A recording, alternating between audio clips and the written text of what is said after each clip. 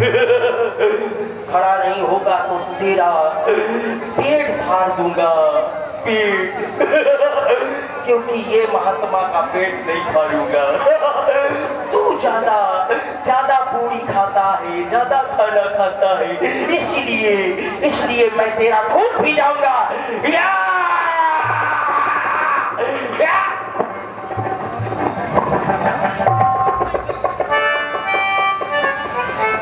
करता हूँ, ये हमें राक्षस नित्य प्रति बाधा पहुंचाया करते हैं। गाधित मनो चिंता व्याकुल, हरि बिना परहीना। ऐसी हो गई तुम्हारे देश की ये दुर्दशा हो रही है। मैंने तो सुना था, मैंने तो जाना था, वेदों ने मुझे बताया था कि जब जब होए धर्म के हानि और बाढ़े असुर अधम अभिमानी, तब तब धरि प्रभु विविध शरीरा, हरई कृपालु की सज्जन पीरा। तब तब आपका अवतार होता है इस भूधरा पर। किंतु मैं विचार करता हूँ एक क्षण के लिए,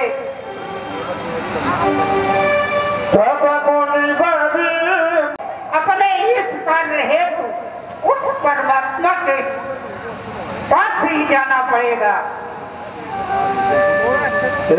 हो विष देखो पद जाए, कर बिनते जानो दो भाई।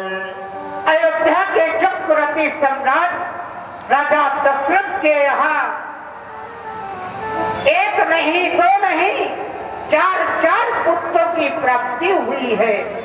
मैं इसी बहाने जाकर उस परमात्मा के दर्शन करूंगा और दर्शन करके विनती करके राजा दशरथ से उन्हें अपने साथ लेकर आऊंगा, जिससे हमारे यज्ञ की पूर्णाहुति हो सके।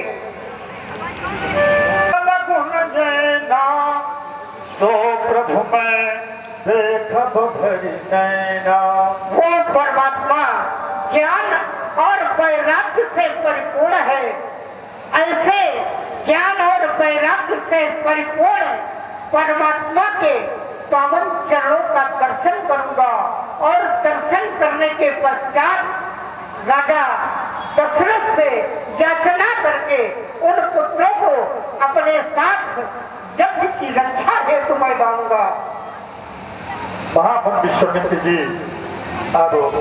तुम अपने कर कंधों पर लो और मैं राजा दशरथ के यहाँ याचना करने के लिए जा रहा हूँ और इसी बहाने प्रभु के पाद पंकजों का भी दर्शन करूंगा। तुम्हें यहाँ की रक्षा करनी है। जैसी आज्ञा गुरुदेव। चल अकेला, चल अकेला, चल अकेला। आज भी मैं अपने समय से आपके आदेशानुसार जो प्रथम द्वार पर आप मुझे लगा देते हैं, आज भी आपका सेवक प्रथम द्वार पर लग जाएगा। क्यों? क्योंकि जब से हमारे आपके इस भवन में चारों भाइयों का जन्म हुआ, तब से कोई ना कोई महात्मा ऋषि आते रहते हैं। तो मैं जाता हूँ, हो सकता है कोई आज भी महात्मा ऋषि आए हो, प्रथम द्वार पर लग जाता हूँ मैं। क्यों नहीं लगे?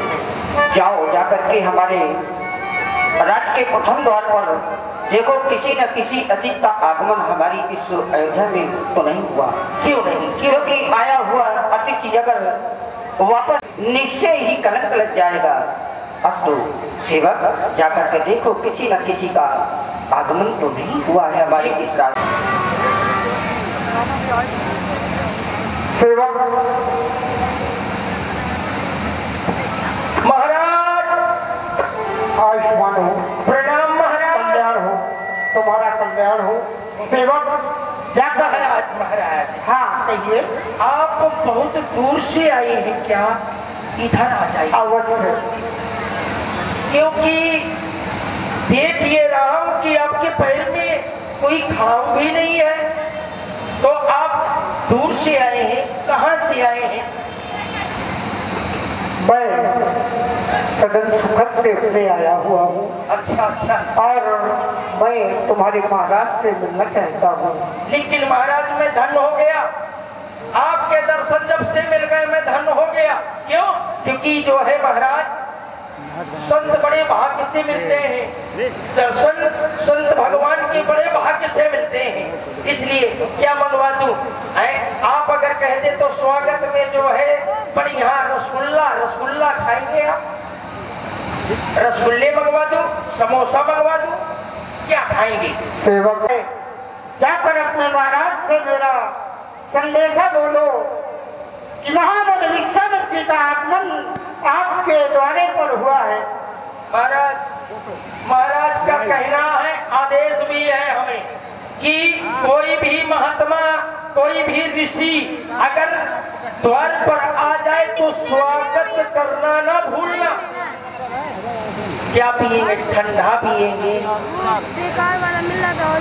ये भी नहीं पीते, कोई बात नहीं है। जलेबी खा लीजिए, जलेबी देखने में महाराज टेढ़ी टेढ़ी होती है, वह महाराज रस टोकती है, बहुत टेस्टी होती है।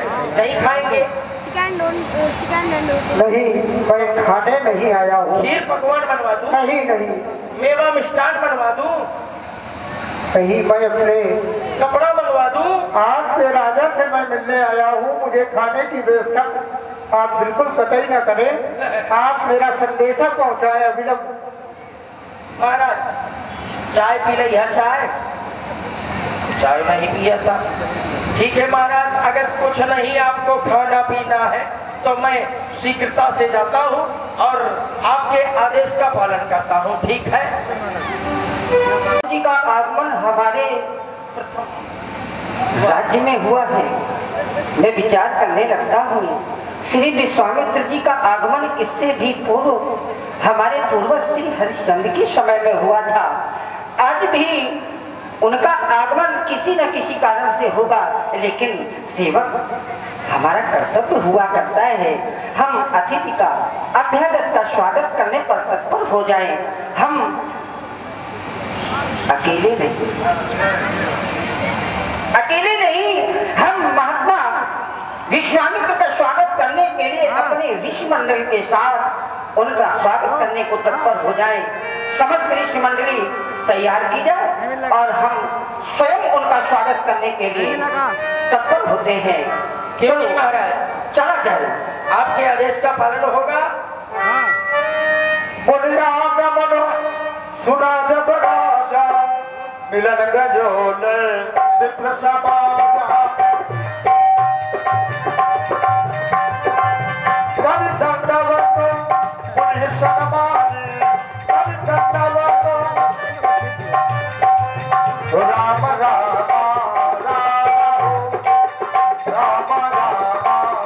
राम हो विद्या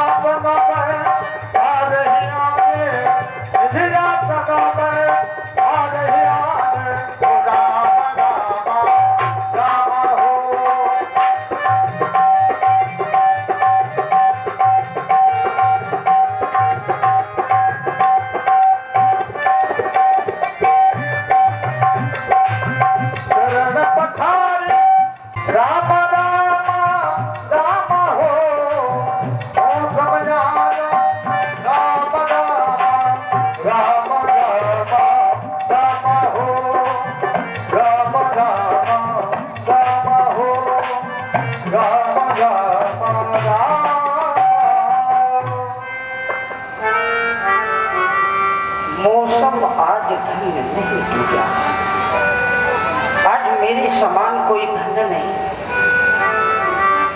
संत का दर्शन हो गया और संत के चरणों में मस्तक को नवाने का अवसर प्राप्त हुआ। मेरे लिए इससे बड़ी बात क्या हो सकती है। आज मेरे भाग्य उदित हो गए। विचार करने लगता हूँ, मैं जितनी भी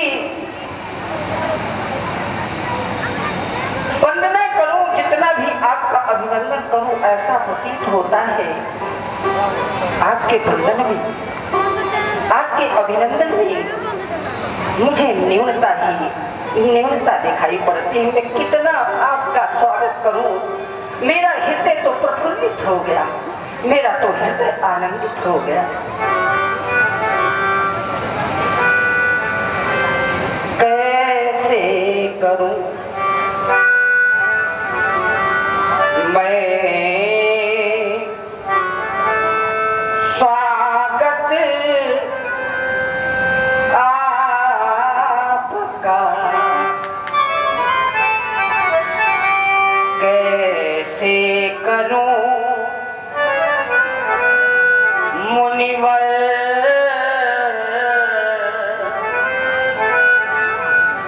मैं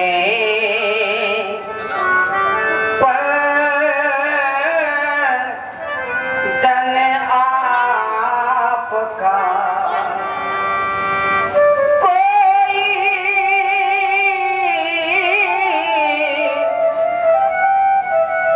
साधन नहीं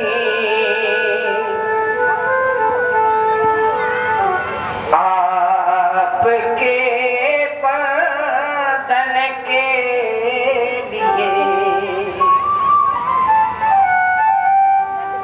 कैसे करूं अभिनंदन आपका।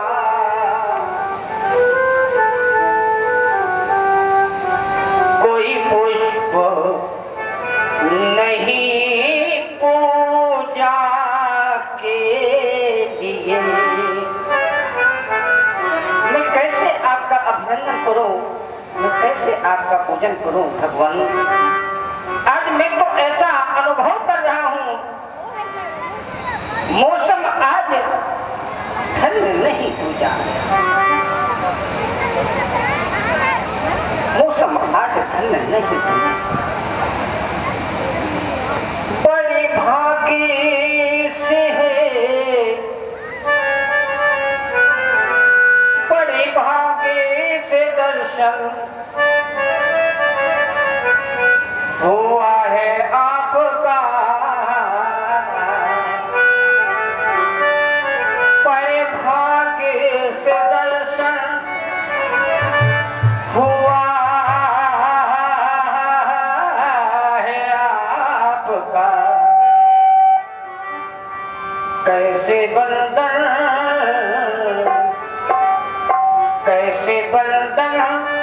करूं आपका, कैसे बंदन करूं आपका, कैसे बंदन करूं आपका। जैसे कि तुम्हारे वंश में ऋषियों मुनियों का आदर होता आया है, उसी की आपने जो ये स्थापना की है, ऋषियों मुनियों का सम्मान किया है, उसके लिए तुम्हें साधुवाद। और तुम्हें मैं आसन वचनों से अलंकृत करता हूँ। आयुष्मान हो, कल्याणमय हो, तुम्हारे राज्य में किसी प्रकार का कोई भी शोक न हो। राजन, शुभ हमारी मंगल कामनाएं।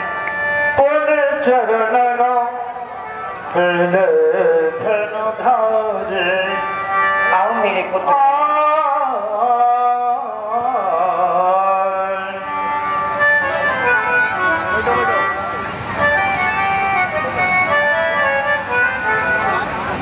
मेरे बेटे राम और मेरे बेटे लक्ष्मण,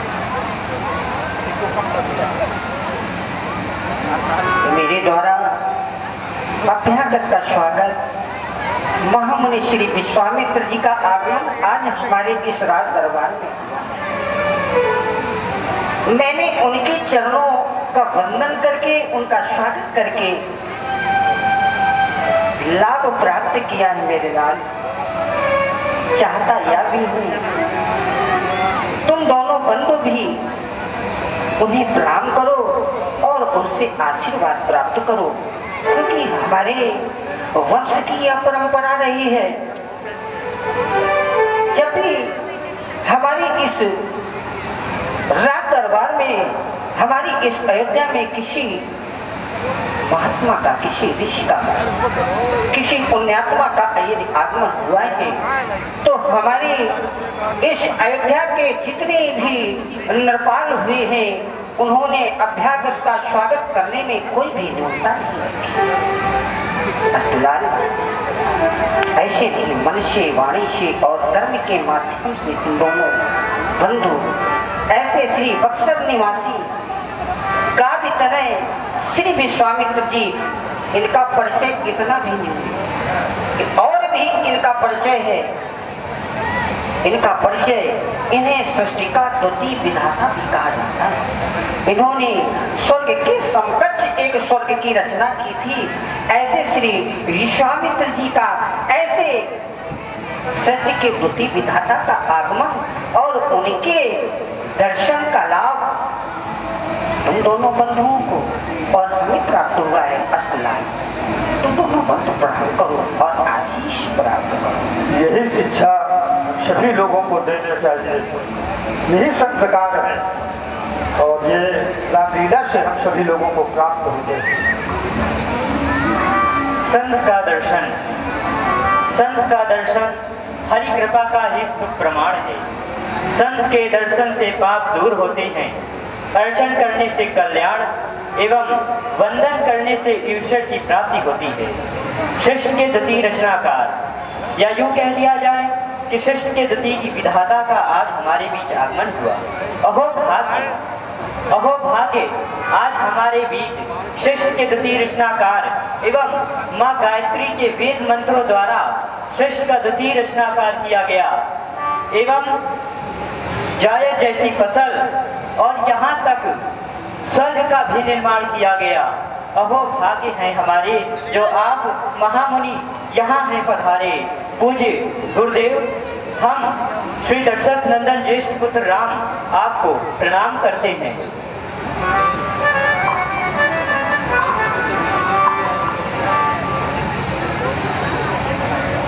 प्रातः स्मरणीय परम श्रद्धेय परम पूज्य पिताजी के द्वारा हम दोनों बंधुओं को महामुनि श्री विश्वामित्र जी के विषय में अवगत कराया गया।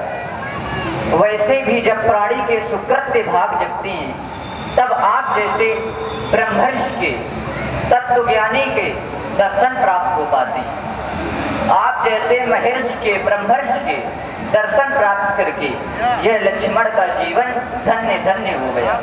यह लक्ष्मण आपको मनसा वाचा कर्मणा द्वारा प्रणाम करता है।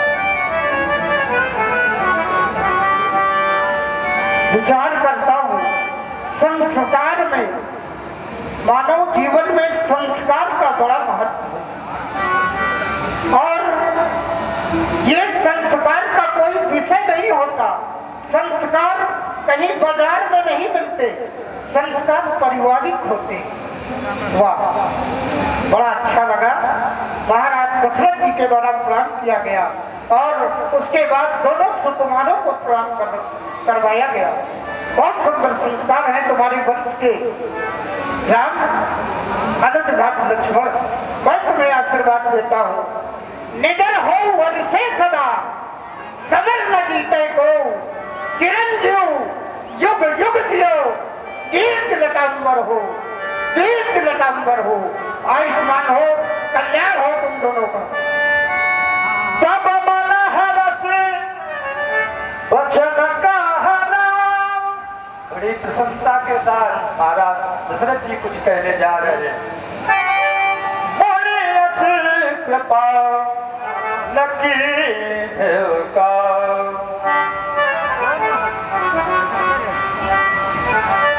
आज मेरा हृदय प्रफुल्लित हो गया। आज मेरे हर्ष का कोई पारावार नहीं। आपका आगमन हुआ, आपके द्वारा हमें ही नहीं वरन हमारे पुत्रों को भी आशीष दिया गया। आपके द्वारा आशीर्वचन कहे गए, मेरा मन हर्षित हो गया। विचार करने लगा,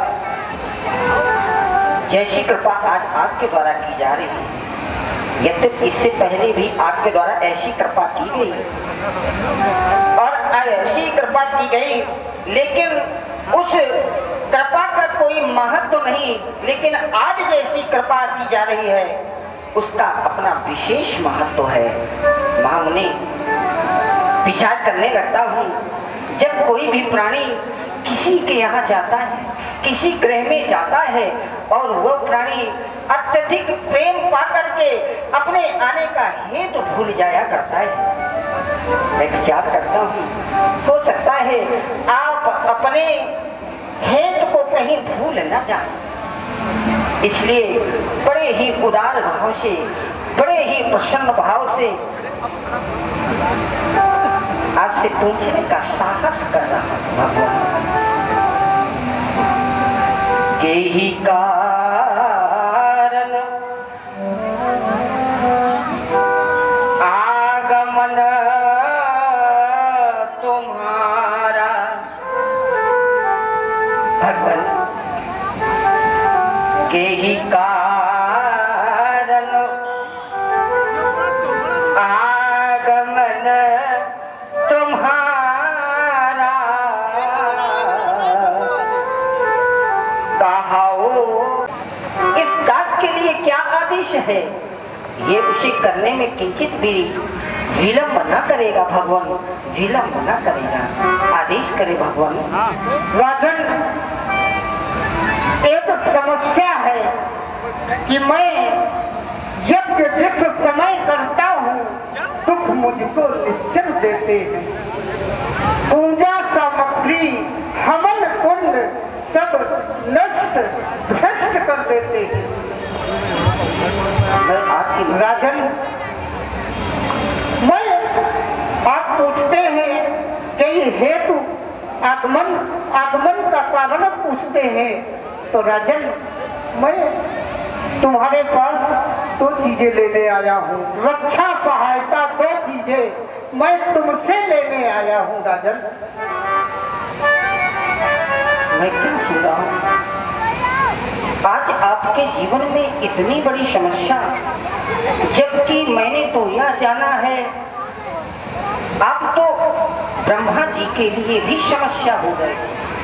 जो स्वयं में एक समस्या हो, आज उसके समक्ष कोई समस्या और उस समस्या के निराकरण के हेतु आज मेरे इस राज्य में आपका आगमन हुआ है भगवान। और आपके द्वारा कहा जा रहा है मैं दो चीजें आपसे लेने के लिए आया हूँ भगवान। दो चीजें लेने के लिए आप आए हैं, रक्षा और सहायता। तो मैं यज्ञ की रक्षा के लिए स्वयं तत्पर हूँ और सहायता के लिए मैं अपनी संपूर्ण सेना आपकी रक्षा के लिए भी चलूंगा।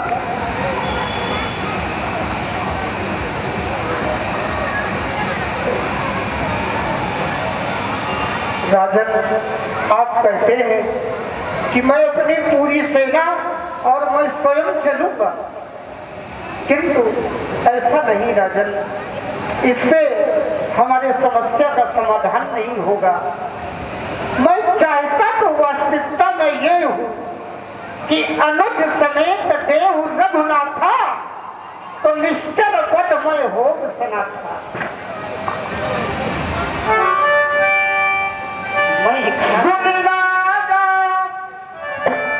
अति अप्रिय माने हृदय तो प्रमुख दुखे को मिलाने। मैंने तो यह जाना था,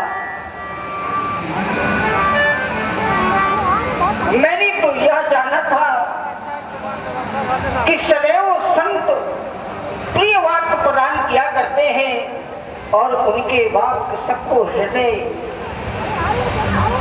के अंदर प्रभावित करने वाले होते हैं, हृदय में आनंद देने वाले होते हैं। लेकिन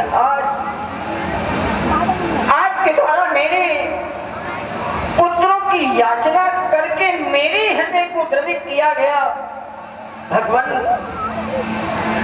विचार करता हूँ आपके द्वारा मेरे पुत्रों की याचना की गई, मैं कैसे अपने पुत्रों को दे सकता हूँ भगवान।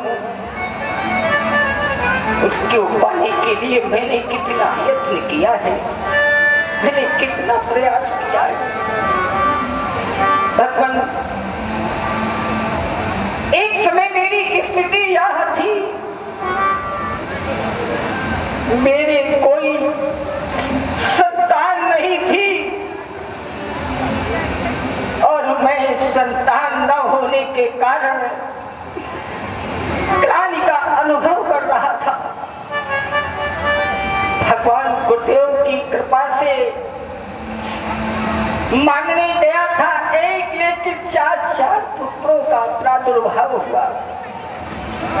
गुरुदेव भगवान की कृपा से। लेकिन आज आपके जीवन में समस्या हुई और उस समस्या के निराकरण के लिए मैं स्वयं प्रस्तुत होने को तत्पर हूँ।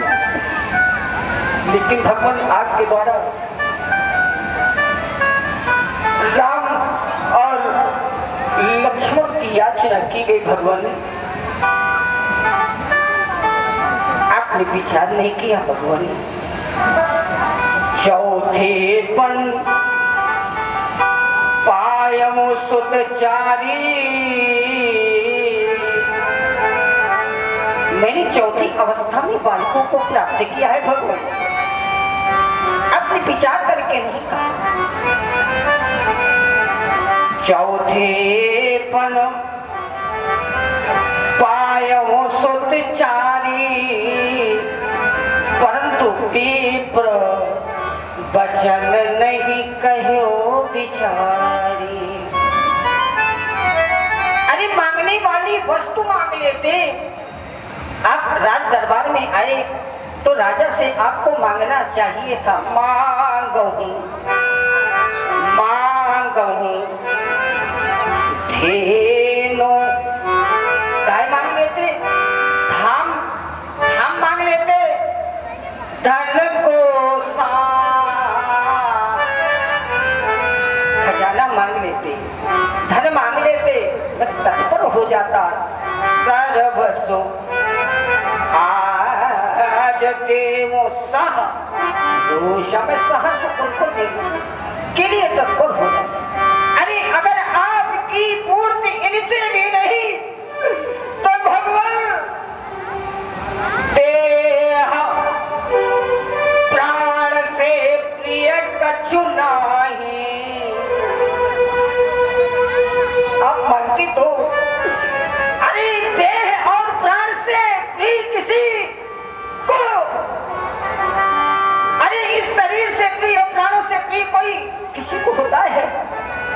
अगर मेरे प्राण भी मांग लेते तो मैं तत्पर हो जाता। भगवान देह प्राण से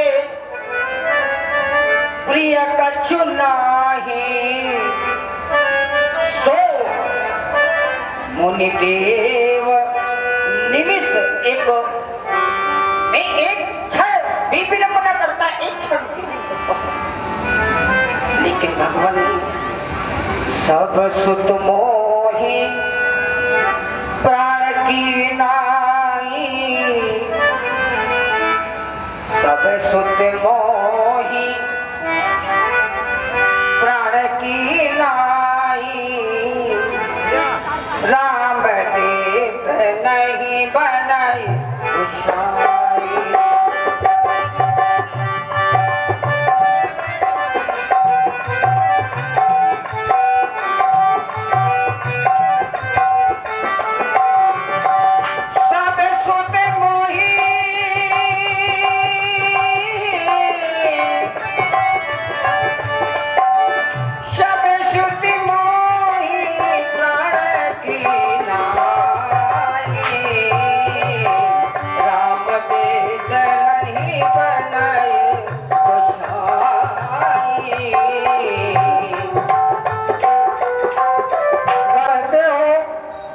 मांगऊ भूमि धेनु धन कोसा, सर्वस देव आज सहरोसा।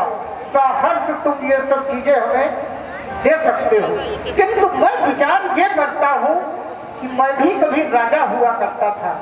मैंने उस राजपद का त्याग कर दिया, और जब मैंने राजपद का त्याग कर दिया तो हमें इन सब वस्तुओं से क्या मतलब अब रह गया। और आप कहते हो कि मांगो भूमि धेनु धन कोसा, और एक तरफ ये कहते हो कि अब यदि हमारे प्राण मांगो तो भी मैं दे सकता हूँ, और एक तरफ आप ये कहते हैं कि सब सुत मोहि प्राण की नाई। आपके सभी पुत्र प्राणों से ज्यादा प्यारे हैं, तो जब आप कहते हैं कि आप हमारे प्राण मांगो तो मैं दे दूंगा, और एक तरफ कहते हैं कि सब सुत मोहि प्राण की नाई, हमारे सब पुत्र प्राणों से ज्यादा प्यारे हैं। मैं विचार ये करता हूँ तुम्हारे वंश की परंपरा रही है, ये सारा जगत जानता है, और मैं भी जानता हूँ कि रघुकुल नीति सदा चल आई, और प्राण जाए पर वचन न जाई। प्राण जरूर चले जाएं, ये रघुकुल की रीत रही है, किंतु संतों के वचन कभी खाली नहीं गए, और कोई भी याचक दरवाजे से नहीं लौटा। आज ये कैसा परिवर्तन देख रहा हूँ राजन। भगवान, आप सत्य कहते हैं। मैंने आपके समक्ष सब सुख मोह प्राण की नाई, मेरे सभी पुत्र प्राणों से बढ़कर के हैं, और हर एक पिता के लिए पुत्र प्राणों से बढ़कर नहीं हुआ करते हैं। लेकिन मेरे राम पर केवल मेरा ही अधिकार नहीं, राम पर तो सबका अधिकार है। इसके कारण राम देत नहीं बने गुसाई विचारे करने लगता हूँ।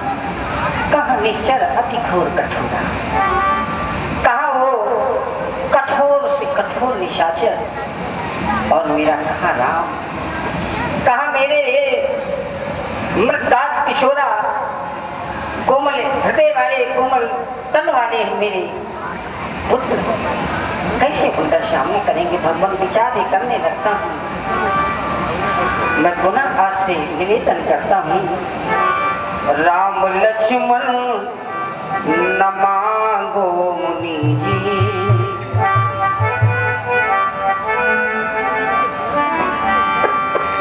राम लक्ष्मण न मांगो मुनि जी। इसलिए भगवान वो तो देने के काबिल नहीं है, राम लक्ष्मण न मांगो मुनि जी, राम लक्ष्मण न मांगो मुनि जी।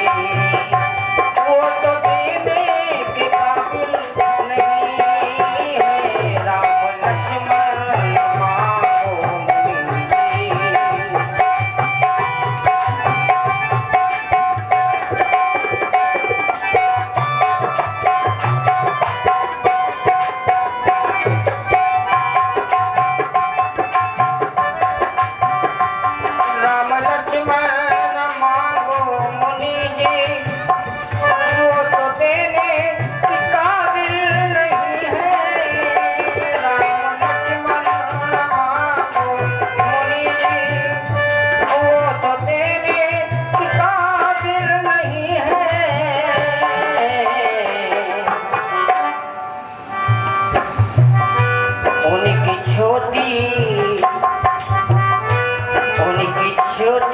उमरिया अभी है, उनकी छोटी उमरिया अभी है, वन में जाने के काबिल नहीं है, राम लक्ष्मण मांगो मुनि जी, राम लक्ष्मण।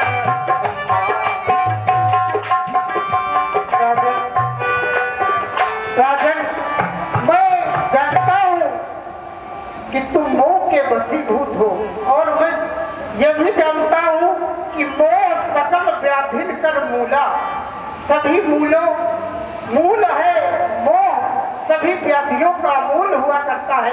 मैं विचार यह करता हूँ कि थोड़ा सा तुम अपने गुण सदन में भी विचार कर लो, तब हमारे निष्कर्ष की ओर बढ़ो। सब कहते हैं जिस समय मेरे गुरुदेव ने नामकरण किया था, है ना, उसी समय मेरे गुरुदेव ने एक बात कही थी, मोनि जन धन सर्वस्व प्राणा, ये तो मुनियों के प्राण हैं, ऐसे उनकी कृपा से प्राप्त किए हैं तो उनका भी अधिकार है, उनका सर्वस्व अधिकार है। मैं उनकी कृपा के बिना आपको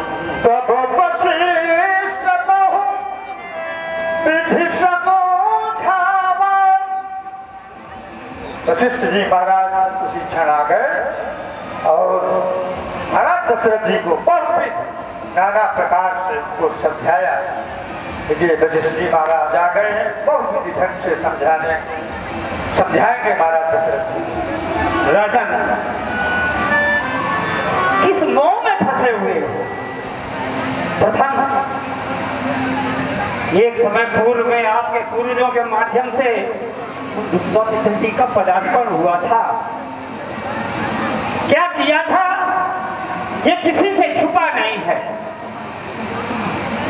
और आज, लेकिन उस समय एक परीक्षा खड़ी थी, लेकिन वो परीक्षा भले ही कुछ हो, यदि कोई भी व्यक्ति किसी आत्मा को कष्ट देता है तो अंदर ही अंदर उसके भाव कुछ दूषित रहा करते हैं। लेकिन आज विश्वामित्र जी का ये भाव नहीं है, क्योंकि विश्वामित्र जो मनसत्ता थी उसको मैत्रीपूर्ण में परिवर्तन करने के लिए आज आपके दरवाजे याचक के रूप में आए हुए हैं, याचना कर रहे हैं। और फिर याचना का हेतु क्या इनमें वो शक्ति नहीं है? ये तपस्वी है, अपने तप के बल से संपूर्ण राक्षसों का विध्वंस कर सकते हैं, नाश कर सकते हैं, लेकिन नहीं, ये प्रभुता, ये गौरव आपके पुत्र राम को प्रदान करवाना चाहते हैं। तो जब राम को प्रदान करना चाहते हैं, इसमें किसका बड़प्पन होगा? आपका ही नाम होगा। इतना ही नहीं, मैं ये कह दूं कि जो अभी राम में कुछ अपूर्णता है, अधूरापन है, और उस अधूरे को पूर्ण करने के लिए जब शक्तिमान की उपाधि प्राप्त कर लेंगे, अभी शक्ति इनसे दूर है, हो सकता है वो शक्ति को ही मिलाने के लिए आपके दरवाजे या याचक के रूप में आए हुए हैं। तो मत मोह के माया मोह जंजाल में फंसो, इनको सहज सौंप दीजिए, इससे आपका कल्याण होगा, लाभ होगा, किसी भी प्रकार की हानि नहीं होगी।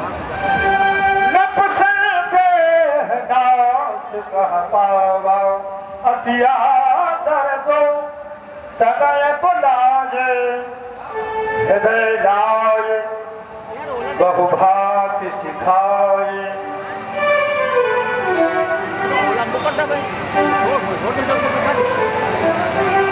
जैसा मेरे गुरुदेव का आदेश हुआ है, तुम दोनों बंधु महामुनि विश्वामित्र जी जब यज्ञ करते हैं तो उनके यज्ञ में निशाचरों का आतंक और इतना आतंक किया जाता है। मेरे राम, मैं तुम्हें यह बता दूं, अपने वंश की यह परंपरा रही है, जब भी ऋषियों पर, जब भी देवताओं पर कोई भी संकट आया है तो इस वंश में उत्पन्न हुए नरपालों ने, जानते हो, देवताओं तक की रक्षा की है। आज वही समय तुम्हारे जीवन में भी आ गया है मेरे लाल। तो तुम दोनों बंधु महामुनि विश्वामित्र जी के साथ में जाकर के उनके यज्ञ को पूर्ण करवाना है। आइए महामुनि।